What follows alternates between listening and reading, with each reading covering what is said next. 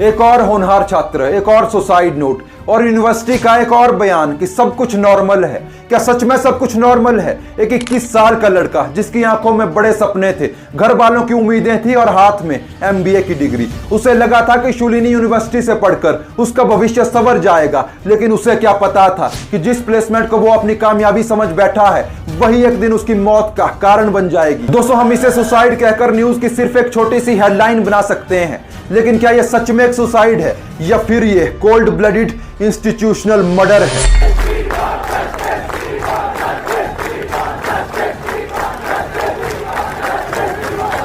शिमला रोहडू के रहने वाले नितिन चौहान ने सोलन की शूलिनी यूनिवर्सिटी से MBA किया। देहरादून की एक निजी कंपनी में कैंपस प्लेसमेंट हुआ। वादा किया गया 50,000 सैलरी का, लेकिन हाथ में आए सिर्फ 20,000 रुपए प्रति महीना।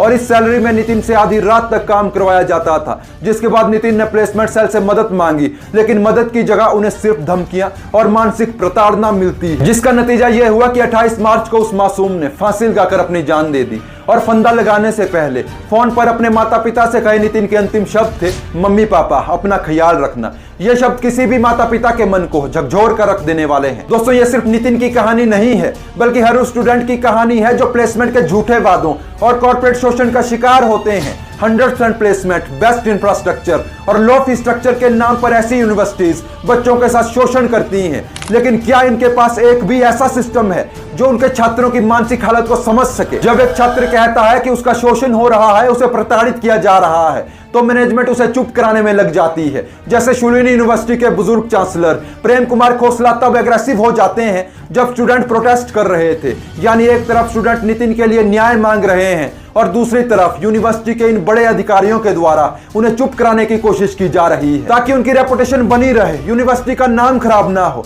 कहीं यूनिवर्सिटी की रैंकिंग ना गिर जाए। और मैनेजमेंट डैमेज कंट्रोल करने के लिए ऐसे केसेस को स्टूडेंट्स के पर्सनल इशू कहकर अपना पल्ला झाड़ देती है। और कहानी यही खत्म नहीं होती। प्रोटेस्ट के दौरान एक लड़की चिल्ला चिल्ला कर कहती है कि कुछ साल पहले इसी यूनिवर्सिटी में एक रेप हुआ था, लेकिन बिना एविडेंस के चलते उस मामले को वहीं दबा दिया जाता है।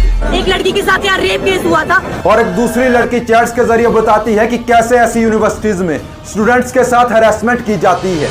This is not even a student. This is a fucking dean of a department. It's really shameful where this so-called number 1 university is standing. दोस्तों, नितिन चौहान की मौत के बाद पुलिस ने मामला दर्ज कर लिया है और सेक्शन 194 BNS के तहत इस पूरे मामले को लेकर इन्वेस्टिगेशन हो रही है। वाइस प्रेसिडेंट अवनी खोसला को हटाने की मांग हो रही है, लेकिन क्या ये एक्शन काफी है? दोस्तों, नितिन चौहान को न्याय मिलना चाहिए। कमेंट्स में #जस्टिस फॉर नितिन चौहान लिखकर आवाज उठाइए, ताकि नितिन चौहान जैसे और छात्र इस सिस्टम का शिकार